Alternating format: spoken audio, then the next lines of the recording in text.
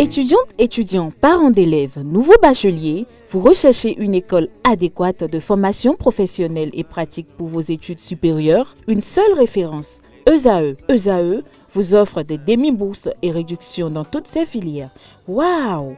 Payez 300 000 au lieu de 550 000 en licence 1, 2 et 3 en journalisme, réalisation, sciences de gestion, administration des affaires, sciences économiques et sciences juridiques. En master 1 et 2, 670 000 en journalisme et 550 000 en sciences de gestion et administration des affaires au lieu de 1 070 000. Écoutez, pour les 100 premières inscriptions en administration générale et administration des finances, payez 450 000 au lieu de 550 000 pour la licence 1, 2 et 3. En master 1 et 2, payez 870 000 au lieu de 1 070 000. Alors, rendez-vous vite à ESAE pour la rentrée académique 2021-2022. Les deuxième et troisième années démarrent le 20 septembre 2021 et la première année le 11 octobre 2021. Informations et renseignements, ESAE Cotonou, 3e rue à droite en quittant le carrefour Jadot pour la BIBE Jéricho. Téléphone 96 80 55 11 ou 98 98 14 00 ou encore 90 93 65 21. ESAE, l'excellence à un an. Bonsoir et bienvenue à cette édition Le Sommaire. La requête de l'opposant Sébastien Adjavon dans l'affaire TVA qui l'oppose à l'État béninois est déclarée irrecevable par la Cour africaine, ce dans un arrêt le jeudi 2 décembre 2021. Toute activité liée à la crypto-monnaie et machine à sous est interdite dans la commune de Dassazoumé, une mesure prise le 15 décembre dernier par le maire Nicaise Fagnon. La phase retour de la Ligue Pro de football au Bénin démarre ce mercredi 22 décembre. À suivre dans cette édition la programmation des rencontres. Je m'appelle Kofi, j'ai 10 ans. Mes parents et moi vivions une vie de bonheur parfait jusqu'au jour où ce bonheur fut stoppé par un accident de circulation. La mort emporta ma tendre et aimable mère. Mon destin changea. Aujourd'hui, mon père qui était pour moi une source de bonheur m'est devenu un fardeau lourd à porter.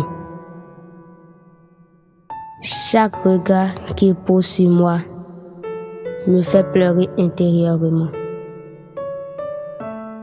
Chers parents, par amour pour vos enfants, préservez notre avenir en évitant l'excès de vitesse. Ceci est un message du Centre national de sécurité routière et de handicap international humanité et inclusion avec le soutien de la Direction générale de la coopération belge au développement.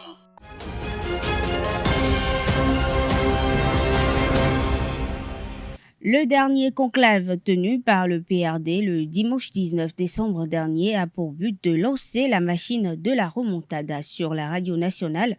Le premier vice-président du parti chargé du numérique a expliqué qu'il s'agit d'une dynamique au service d'une conviction pour reprendre sur l'échiquier politique et dans les institutions les places qui reviennent au parti, à l'endroit des adversaires politiques qui pronostiquent la disparition du Parti du Renouveau démocratique. Parfait Arroyo rappelle que le Parti du Renouveau démocratique est un parti créé pour animer constitutionnellement la vie politique. Suite au Conseil des ministres de la semaine dernière, il a été décidé d'une augmentation des salaires des agents permanents de l'État. Anselme Amoussou, secrétaire général de la CSA Bénin, on parle au micro de Fahami, Francis et Kanté Amoussou. Donc, une augmentation de salaire est toujours la bienvenue pour n'importe quel salarié. Donc, maintenant, c'est une des solutions, ce n'est pas la seule solution pour juguler la crise. Parce que vous savez très bien que dès qu'on annonce une augmentation de salaire, les commerçants ajustent les prix. Le propriétaire de votre maison, de votre location, peut également augmenter le prix du loyer. Si bien que vous finissez par perdre tout ce que vous croyez avoir gagné par l'augmentation du salaire. C'est pour cela que moi, j'ai proposé au gouvernement de faire deux choses pour accompagner cette augmentation de salaire. D'abord, il faut aller très vite parce que ce sont des urgences. et que l'inflation, elle est là, présente. Nous sommes tous victimes de cette inflation-là aujourd'hui, surtout avec la situation de pandémie de Covid. Et quand on est conscient de ça et qu'on fait une telle annonce, on doit aller vite. Il ne faut pas qu'on nous dise demain que c'est en 2023, en 2024. On a besoin que cette mesure-là prenne effet à partir de 2022. Deuxièmement, la question du SMIC. Le SMIC, c'est les salaires les plus bas. On est aujourd'hui à 40 000 francs comme SMIC au Bénin. Donc, je pense que quelqu'un qui est au SMIC n'a pas besoin d'attendre que le gouvernement prenne son temps, discute avec les syndicats pour retenir l'augmentation qu'il faut faire. Je pense que par rapport au SMIC, le gouvernement gagnerait donc à aller très vite. C'est-à-dire que, pourquoi pas, dès la semaine prochaine, annoncer l'augmentation du SMIC et commencer à l'appliquer. En attendant de discuter avec les autres, avec les syndicats pour appliquer l'augmentation annoncée pour l'ensemble des travailleurs et l'ensemble des pensionnés. Et troisième chose, je pense que le gouvernement doit maintenant s'occuper véritablement du contrôle des prix. Si on ne fait pas le contrôle des prix, nous aurons l'illusion d'avoir eu une augmentation de salaire, mais ça va rester une illusion parce que le pouvoir d'achat risque de ne pas augmenter. On peut avoir une augmentation de salaire et ne pas augmenter le pouvoir d'achat. Parce que si les prix s'ajustent, si l'inflation est trop forte, vous êtes dans une sorte d'euphorie concernant votre augmentation de salaire, mais au final, vous ne pouvez pas acheter grand-chose avec ce que vous avez obtenu parce que justement, les prix ne sont pas à la portée de votre revenu. Sébastien Adjavon, le richissime homme d'affaires et opposant au régime Talon en exil, est débouté dans le dossier TVA. C'est à travers un arrêt rendu le 2 décembre 2021 que la Cour africaine des droits de l'homme et des peuples a pris cette décision. Selon la requête introduite au secrétariat de la juridiction africaine contre l'État béninois, l'homme d'affaires expose qu'il est administrateur général et actionnaire unique de la Commune SA, société de droit béninois spécialisée dans l'import et l'export des produits alimentaires, commerce qu'il exerce conformément à la réglementation interne en grande partie vers le Nigeria et le Niger en bénéficiant du remboursement de la TVA. Contre toute attente, une lettre de l'État béninois en date du 20 juin 2011 a notifié à la dite société son opposition au remboursement de la somme de 13 487 246 993 francs CFA se basant sur une mesure d'interdiction d'exportation vers le Nigeria et le défaut de signature de son ambassadeur accrédité dans ce pays sur le certificat d'entrée des marchandises. Le dimanche 19 décembre 2021 à Abomey-Calavi, les fidèles de l'église Saint-Michael Maouillon ont célébré la fête de la moisson. Plusieurs activités ont meublé le déroulement de cet événement. Quentin Amoussou y était. Il nous fait vivre l'événement suivi. Les fidèles de l'église du christianisme céleste Saint-Michael Maouillon de Sémin de la commune d'Abomey-Calavi ont célébré ce dimanche la fête de la moisson. Comme de coutume dans la plupart des églises, il est important de faire une action de grâce après une année de vie.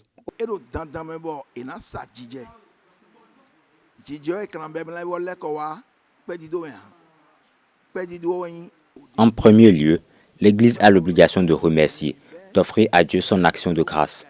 En second lieu, les fidèles remercient Dieu pour avoir maintenu en vie le prêtre, sa famille ainsi qu'eux-mêmes. Pour finir, les fidèles doivent ramener à Dieu tout produit vivrier qui peut leur rapporter financièrement.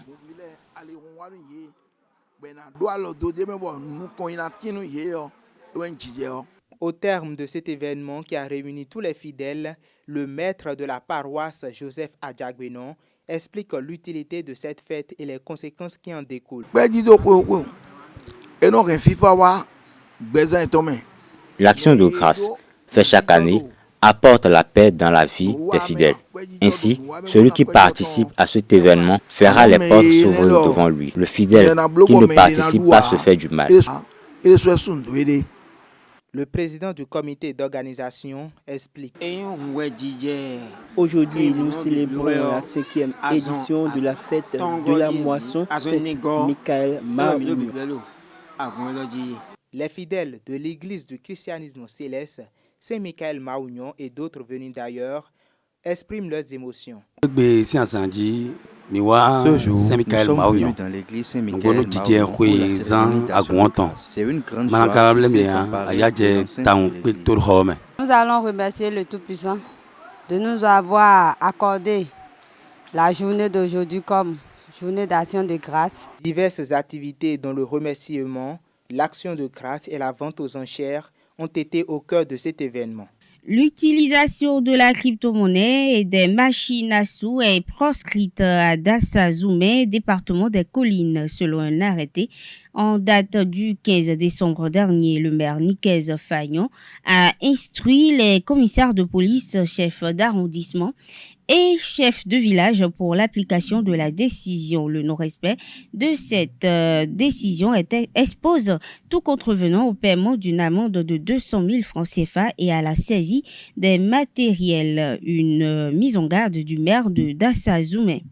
Le palais royal de Kérou est mis sous scellé par le préfet de l'Atakora. C'est en raison du désaccord lié à l'intronisation du nouveau roi. Daté du 29 novembre 2021, l'arrêté porte annulation des prétendus rois Farou Mosso Piri II et Farou Mosso de Kérou. L'article 1er de l'arrêté stipule que les intronisations des prétendus rois précités sont nulles et de nul effet. Derelidi Chabiba, le préfet, a instruit le maire de Kérou pour la libération de la mise en sous-scellé de la cour royale. Farou Mosso soulignant que la levée des scellés n'interviendra que sur autorisation expresse du préfet.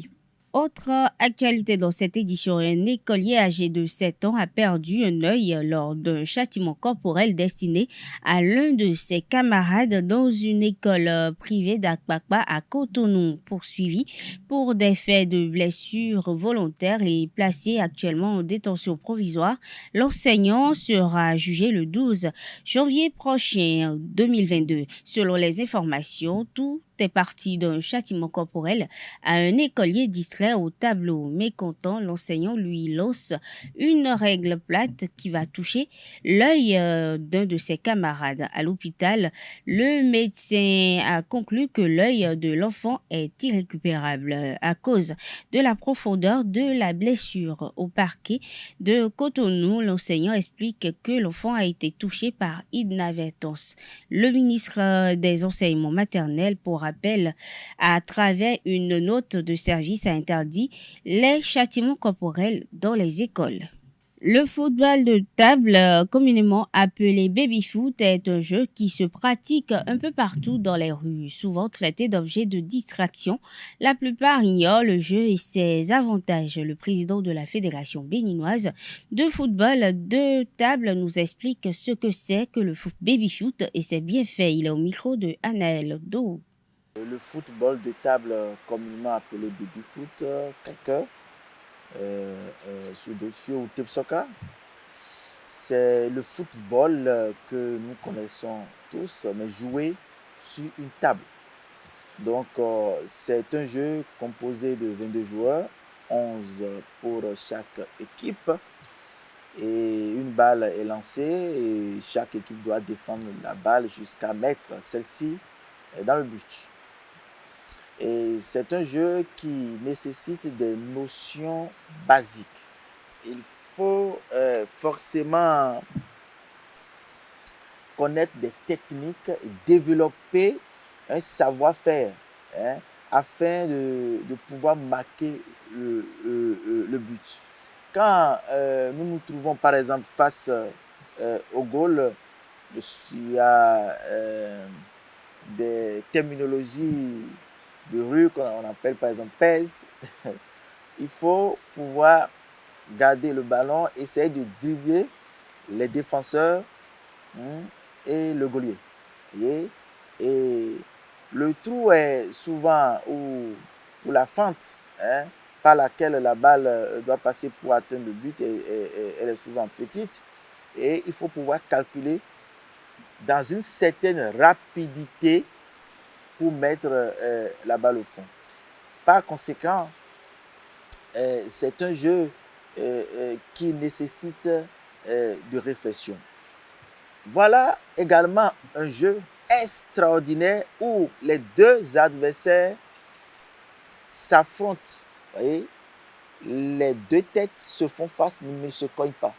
Donc c'est un jeu qui cultive la paix. Vous voyez, c'est comme si les deux voudraient se donner des coups de tête, mais cela n'arrive jamais, ou pratiquement jamais, parce que le jeu se joue sur la table et la table est en même temps la barrière.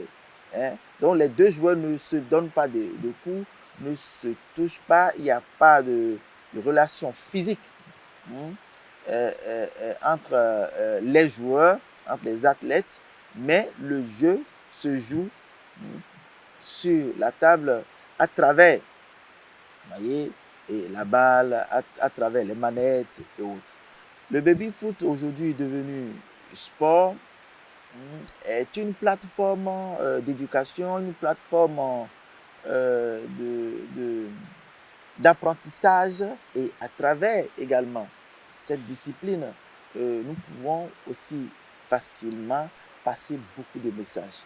Et aujourd'hui, nous voulons faire la promotion de cette discipline et nous voulons tout faire pour qu'à travers le football de table et qu'il y ait beaucoup d'autres enjeux qui soient réglés.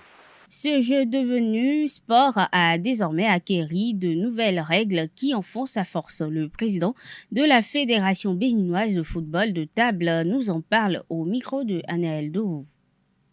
Devenu sport, le football de table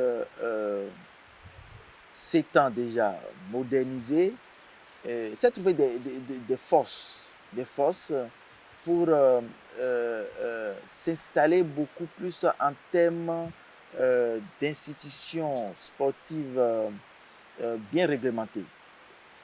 Et aujourd'hui, il y a des règles qui s'imposent à toute fédération, à tout athlète qui voudrait s'adonner à ce sport. Nous avons aujourd'hui 5 tables homologuées dans le monde. Nous avons le Bonzini, nous avons le Roberto Sport, nous avons le Leonardo, nous avons le Galando également. Et ces tables répondent chacune à des règles particulières. Et ce que nous utilisons beaucoup plus au Bénin, c'est le Bonzini qui est leader, d'accord, en termes de table et de technicité dans le monde, et le Roberto Sports. Alors, ces deux tables se ressemblant un peu sur le plan physique, requièrent des règles spécifiques. Par exemple, dans la rue, on jette la balle dans le bébé ou sur la table et on jette la balle sur le terrain. Mais en termes de règles, on ne jette pas la balle. On pose la balle sur le terrain et on lance le jeu. Dans la rue, il est très facile aux joueurs de mettre la main sur le terrain, de prendre la balle. Ça, c'est des comportements développés au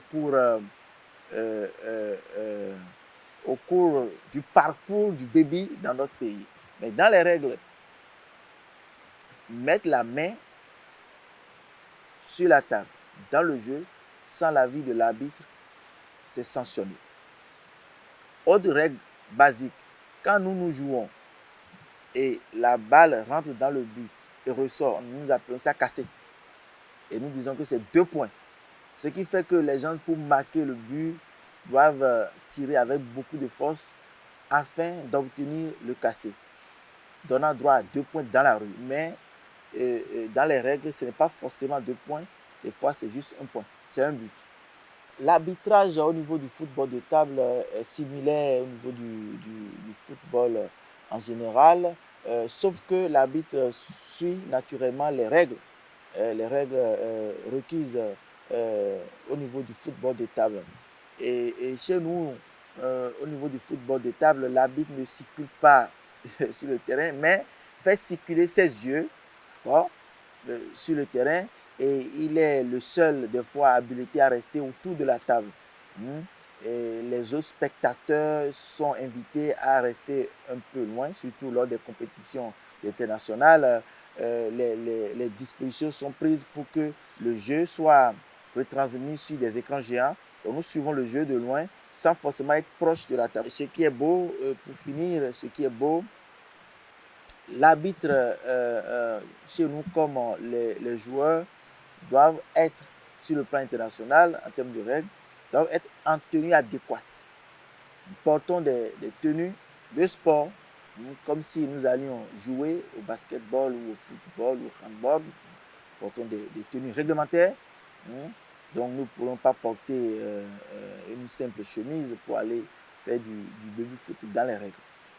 La Ligue Pro de football du Bénin aborde sa phase retour ce mercredi. Dans la zone C, Coton FC reçoit Rouquin au stade municipal de Ouida. AS Cotonou affronte AS Police à René-Pléven.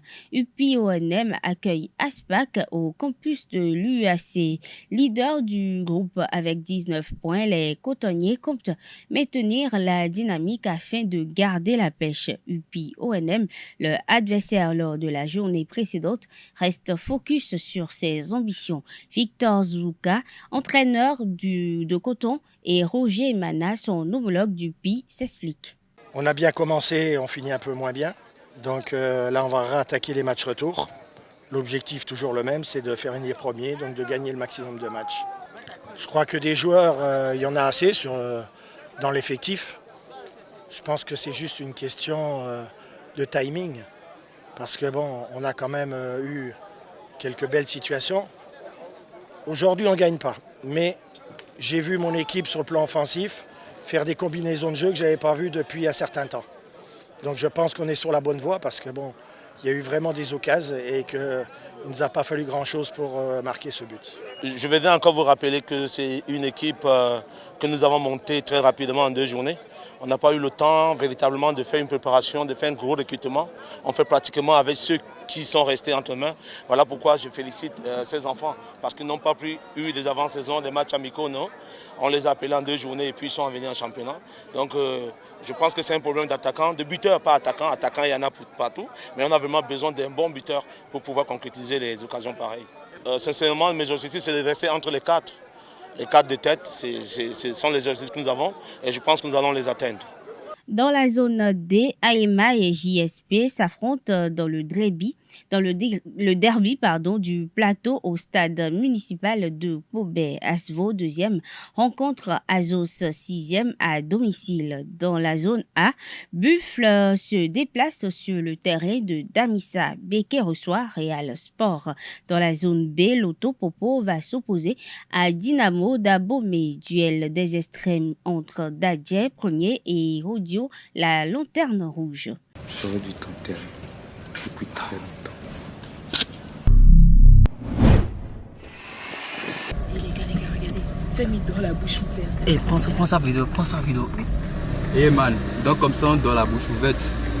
Je vais poster ça. Mais arrêtez les gars, vous êtes sérieux? Donne-moi le téléphone. Arrête.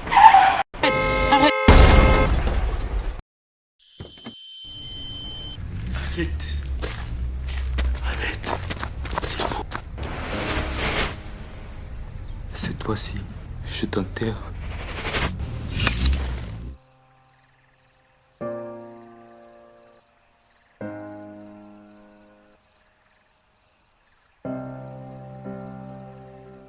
Ceci est un message du Centre national de sécurité routière et de Handicap International Humanité et Inclusion avec le soutien de la Direction générale de la coopération belge au développement. C'est tout pour cette page sport et ainsi prend fait cette édition. Merci d'être resté à nos côtés. Bonne soirée à toutes et à tous et à demain.